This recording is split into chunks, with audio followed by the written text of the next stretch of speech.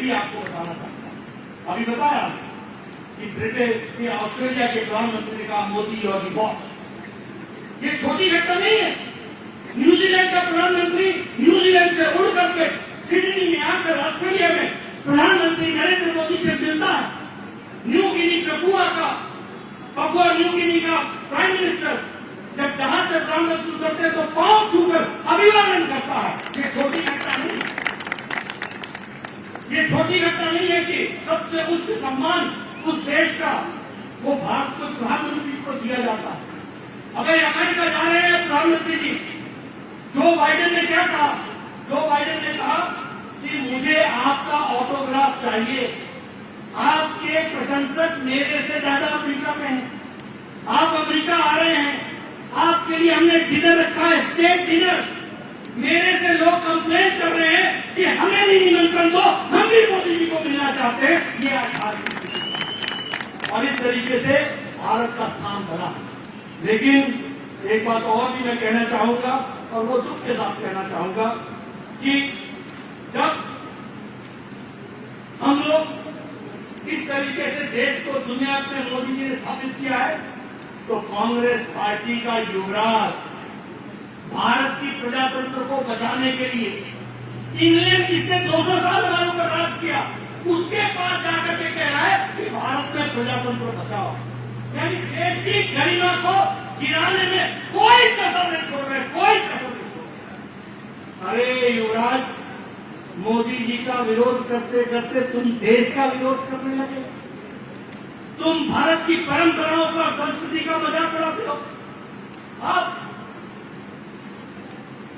सेंगहोल के सामने, जिसको लोकसभा में स्थापित किया प्रधानमंत्री जी ने, सेंगहोल, इस सेंगहोल पर जब प्रधानमंत्री शास्त्रांग दंडवत करते हैं तो उसका मजाक बनाते हो और भूल जाते हो कि यही सेंगहोल तेरे दादाजी को दिया गया था और तुम्हारे दादाजी ने उसको वॉकिंग स्टिक बना दिया। ये हमारी शर्म की बात है, ये हमारी शर्म की बात है। और उसी को फिर से प्रधानमंत्री जी ने चोल डायनेस्टी में मठों के द्वारा पूज किया हुआ राष्ट्रभक्ति का प्रतीक, राष्ट्र धर्म का प्रतीक, सेवा भाव का प्रतीक, देश की अस्मिता का प्रतीक, उस सेंगहोल को फिर से लोकसभा में स्पीकर के पीछे उसको स्थापित किया ताकि प्रजातंत्र धर्म के आधार पर चले, राष्ट्र धर्म के आधार पर चले, कोड ऑफ कंडक्ट पर चले, भारत के संविधान पर चले। और तुम उसका मजाक उड़ाते हो। ये तुम्हारी स्थिति हो गई है। इसी तरीके से आप बोलते हो कि आप भारत छोड़ोगे। आपने तोड़ने में कसर क्या छोड़ी है? क्या कारनामे नहीं किए आपने? जिन लोगों ने नारा लगाया अफसर हम शर्मिंदा हैं, तेरे कातिल जिंदा है, उनके साथ तुम जाकर जवाहरलाल नेहरू यूनिवर्सिटी में हाथ से हाथ मिला करके खड़े हो गए। जिन लोगों ने नारे लगाए भारत तेरे होंगे टुकड़े टुकड़े इंशाअल्लाह इंशाअल्लाह, उनके साथ तुम हाथ मिला करके जवाहरलाल नेहरू यूनिवर्सिटी में खड़े हो गए। किस मुंह से तुम भारत जोड़ने की बात करते हो? पहले इस दुनिया से माफी मांगो, देश से माफी मांगो। राहुल गांधी जी, आपको माफी मांगनी पड़ेगी। देश जानता है कि आप तोड़ने वालों के साथ खड़े हो, आप जोड़ने की बात नहीं करते।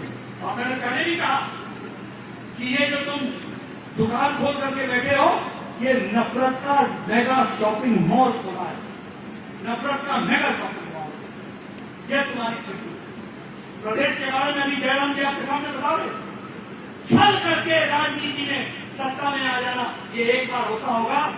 मैं आपको बताना चाहता हूं मित्रों, तैयार रहो, अच्छे से काम में जुटो। काट की हांडी बार बार नहीं कटती है।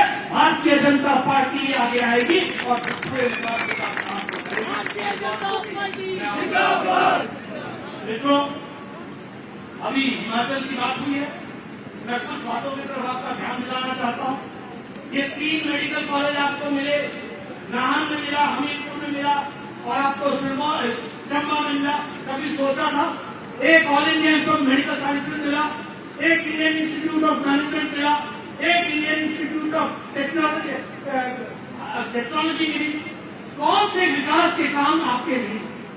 आज हम प्रयास कर रहे हैं कि मंडी के फल वैली में एक एयरपोर्ट बने और वो इंटरनेशनल स्टैंडर्ड का एयरपोर्ट बने ताकि हिमाचल विकास कर सके। मैं आपसे एक ही निवेदन करना चाहता हूं मित्रों, हम सब राजनीतिक कार्यकर्ता हैं, हम सब लोगों को राजनीति की गहराई कह सकते हैं। सेवा करना, सुशासन चलाना और गरीब कल्याण के लिए काम करने वाली अकेली पार्टी है तो भारतीय जनता पार्टी है। ये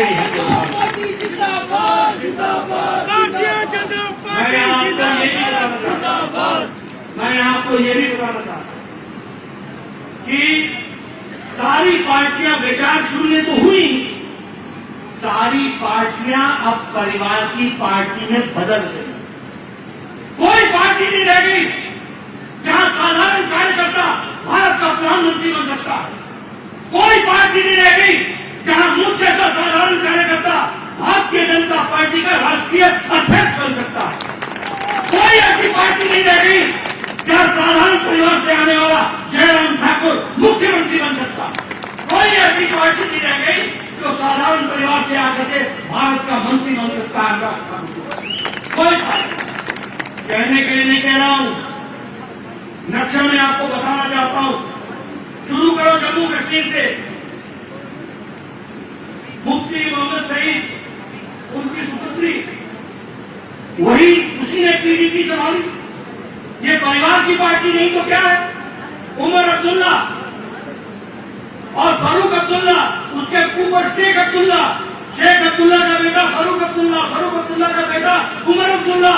अब नया अब्दुल्ला आएगा, कोई और नहीं आएगा उस पार्टी में, वही अब्दुल्ला। ये कैसे हुआ? आप पंजाब उठाइए, आप पंजाब उठाइए, शिरोमणि अकाली दल, बड़े बादल साहब, छोटे बादल साहब, बाकी सब साहब।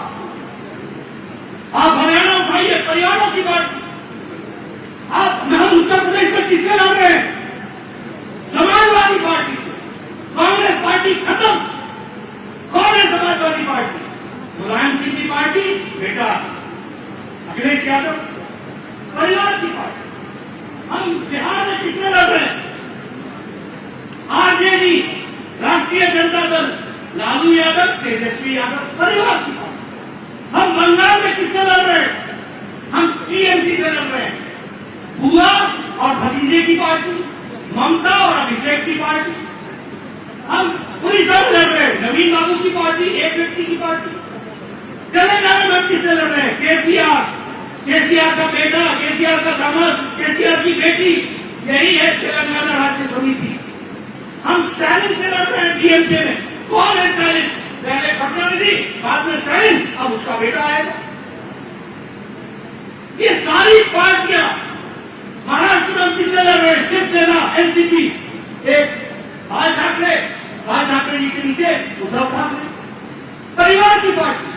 एनसीपी कौन है? शरद पवार, उनकी बेटी, कल ही उनको कार्यकारी अध्यक्ष घोषित किया। ये सब परिवार की पार्टी। कौन सा प्रदेश बन गया? अब आप कांग्रेस पार्टी की बात करेंगे तो कांग्रेस पार्टी भी अब माँ बेटा बेटी की पार्टी रह गई, बाकी सब सुनने की तरफ चला गया। ये मैं आपको इसलिए सुना रहा हूं कि आप भाग्यशाली हैं कि आप ऐसी पार्टी में हैं जहां प्रजातांत्रिक तरीके से विचारों के साथ जुड़ करके आपको काम करने का मौका मिलता है। ये आपको ध्यान रखना है।